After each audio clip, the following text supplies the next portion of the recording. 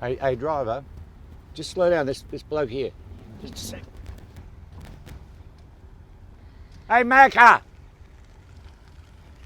Macca, hop in. Hey, g'day, mate. How you going? Good, man. I'm off to the airport. Me too. So I'm well. glad you stopped. Come you on been? in. I've been good, mate. We've been doing a film. I know. Yeah, The we're heading boys up sent to- me a copy. Ah! I got a bit of a prelim, mate. Well, you know what it's all about then. I do, mate. I liked it. And this is the nostalgia we've got now with this cab. It was in slightly better nick than my cab was, mate. Well, yours was a bit rusty by the end of it, mate, because I think you might be a bit hard on gear the way it looked. Yes, indeedy, mate, indeedy. We had twins. Did you? One for exteriors, one for interiors. Well, because you had all your rubbish on the one side and the other one. Mate, I'll tell you what, there's about a dozen things I loved about it. I liked how deep you could watch it if you wanted to. If you want to dig into all that, the messages were there. Yeah. But if you just wanted to watch it on the surface, good funny movie. Yeah, mate. Look, it sort of plays both sides of the line. You know, it sort of has its moments of real drama and pathos, but at the same time, there's a lot of really great lines and funny lines in the midst of these black situations. Yeah, you know. absolutely. And it really ripped out that whole Australiana thing, the conversations that you just don't hear anymore because they may be a little bit politically incorrect. Yeah, well, all my mates in Broken Hill were totally politically incorrect. Mate, the other thing that struck me, What? the journey that Rex took, it was a real journey. It hadn't changed the names of the towns, the pubs. You know, there it was, the Pink Roadhouse. It hadn't been changed to Yeah. another name for a movie. No, mate. Look, what we did was we basically filmed a couple of weeks in Broken Hill, and then we just got into the cab and all the support vehicles, and then took off, about 20 or 30 of us, and we drove all the way through the Flinders Ranges, sort of come across a mob of sheep, and that's just what we wanted. And this huge mob of sheep driving a cab through that into William Creek, which is, I don't know, I think it is the fly capital of Australia. There are a couple there, mate. Yeah, I swallowed 4 in one day. That was my best. Well, a good way to keep your protein up. And the director got 6. But he talked too much anyway. Yeah, well, that's right. He had his mouth open, didn't have a beer to it. Mate, you know, speaking of those sheep, I reckon they're actually responsible for a lot of the road accidents out there because people get bored when they're driving, start counting them, fall asleep. Yeah, mate. We're heading up to Darwin because we're going to show the film to a lot of the mob up there who sort of helped us in the making of the film. Mate, I'm in Darwin in about 2 weeks' time shooting with What's Up Down Under. Yeah. You're going to be around then? Yeah, of course. Well, we better catch up and have a look around. Yeah. What do you reckon? Yeah, no trouble at all. Well, you should know your way around now. Well, I did better on the open highway, mate. Oh, do you? Less decisions to make. It's one town after another. Especially on the Udnadada Highway, Yeah, because yeah. there's not many towns to concentrate on, is there? The beauty thing about it was that we take off, and we just filmed it all in sequence, all the way up. And in a film, you rarely get a chance to do that, because you shoot all one location at the one time, then you go on to the next location. But this was one after the other, so you really got into the swing of things, you know. And half the time on the way up, there wasn't enough, accommodation for everybody, so people were sleeping under the star and swags and all sorts of things. So it was a real muck-in sort of situation we were in. And if you haven't been there before, the stars out there are something else. Oh, mate, isn't it 360 degrees? I mean, look at it. Wow. Yeah. In certain places there, you're in the cab and you could just turn around 360 degrees and nothing. Absolutely nothing but a bit of mulga, eucalyptus or something. No trees, no nothing. Have you been out that way before? Yeah, well, my mob come from central Queensland, but that's not like central Queensland. Nah, it's different. No. Everywhere's different, and It's, that is different. It is really different. And just the red soil plains, and we go up through the Alice, and Devil's Marbles, Daly Waters, Berry Springs. Oh, magic. And the people out there, I reckon every pace you take towards the centre of Australia, the genuine comes back into people a little bit more. Yeah, well, look, we had people there who were entertaining at Daly Waters, and he's never acted before in his life, and he's part of the film. And there were people just, you know, at having the restaurant at Dudley Waters. They were fantastic. And at Oodnadatta, all the Aboriginal people were wonderful. They sort of remembered where they had to be at the right time, and they had their continuity together, and it was just magic that these people just stumped up and did all of it without any training or preparation whatsoever. Have you done much camping before, mate?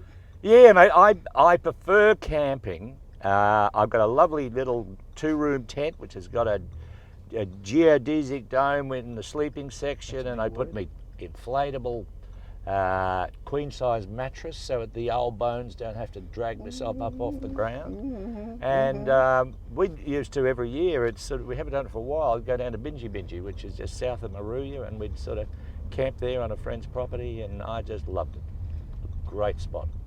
So where in central Queensland did you grow up? I didn't grow up there, mate. The family came from there, but family comes from Longreach. But Dad was killed in an accident in '45 in the factory he was working in at Billawheeler. Yep. And we had to go back for a couple of years, and Mum sort of got it all together, and we came down to Brisbane. And I actually grew up in the city, in the shop, but we always went back. You know, I sort of always went back, and I'd stay on my, you know, uncle's managed a sheep station out there, and sort of mates at boarding schools there. Their rallies had properties, and be riding horses and half killing ourselves. Yeah, it's a wonder I survived. As long as you only did the first half, not the second half. Well, because all my uncles on my father's side, and a lot of them on my mother's side, were all horsemen. I took it that was me. That was my thing. And of course I was. It's a wonder I'm still alive. That's all I could say. A mate of mine's got this beautiful motorhome, which is a bus, and a queen-size bed slides out the side, you know, and all of that stuff. And I approached him about having it for the film, and he took it one look at where we were going, and he said, "Don't be silly." So you took someone else's. Someone else's. Well, it was the only one that got bogged on the Oodnadatta track. One of the girls tried sleeping in it while it was going over the track and smashed my bed. So not only was I sort of camped in this sort of motorhome, but the bed was ruined. and then the microwave jumped out, and we found that on the floor. And that mate of mine did entirely the right thing. So the time you spent out at Longreach as a young fella, yeah, you'd have seen firsthand, live, some of those social issues that the movie touches on with the racism and... Yeah, well look, I tell you what, in Longreach and Barcaldine, not one of the original tribe of Aboriginals are left there. Is that right? And the Aboriginals that I met in Barcaldine had come up from Charleville. So that sort of gives you some indication of what happened in the past. Mm. And it's nothing to be proud of. No, it's not.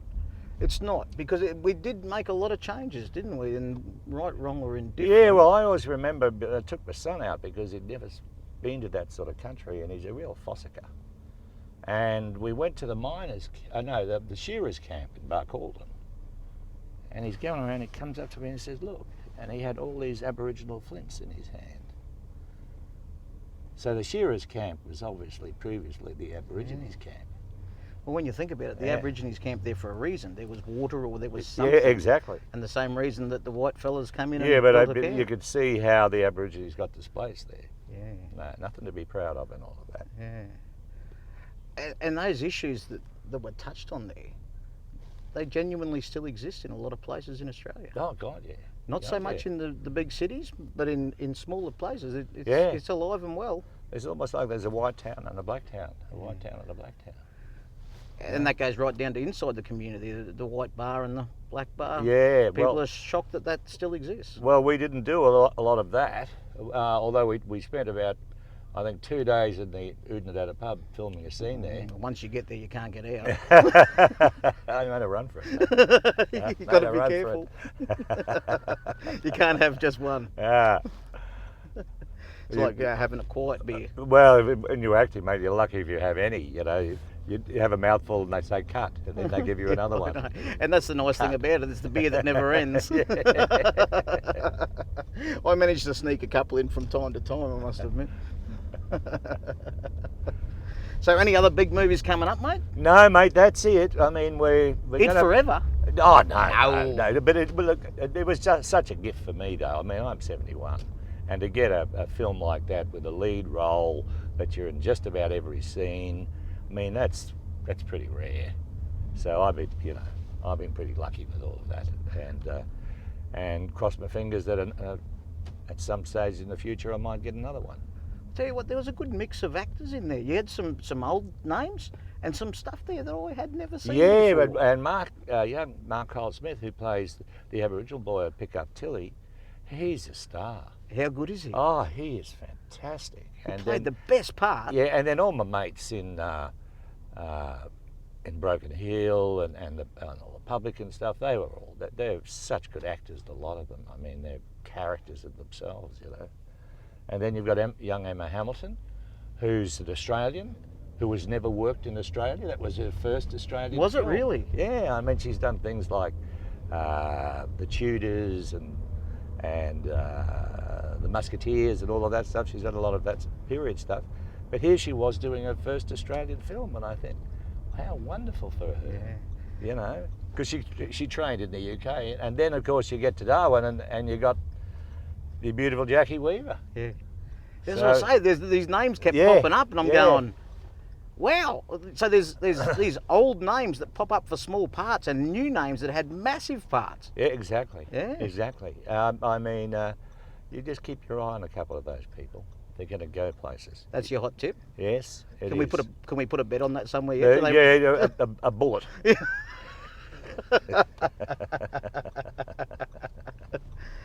So when can Joe Public get a look at the film, mate? I mean, I caught it last night because the boys sent me through a bit of a preliminary copy, mate. Well, look, it's going to be for general release on the 6th of August.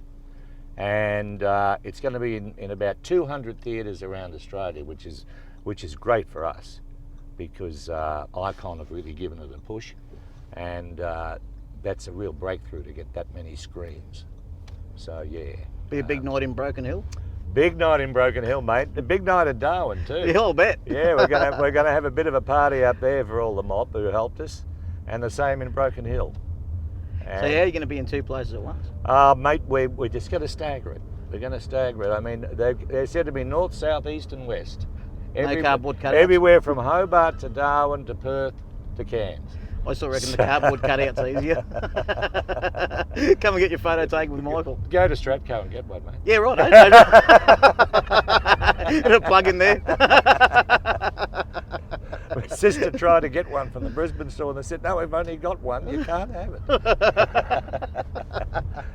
I reckon you've arrived when there's a cardboard cutout. I don't know if I'd like to get into her place, mate. You know, and be confronted by myself. Well, while you're in Darwin, mate, if we're going to be there at the same time, do you want to spend a couple of days with us and the crew ripping around and having a look? Yeah, well, that'd be great, Macca, because in actual fact, making the film, you didn't get to see all that much, you know, because you didn't have much time. I saw the markets because we were filming in the markets, but then...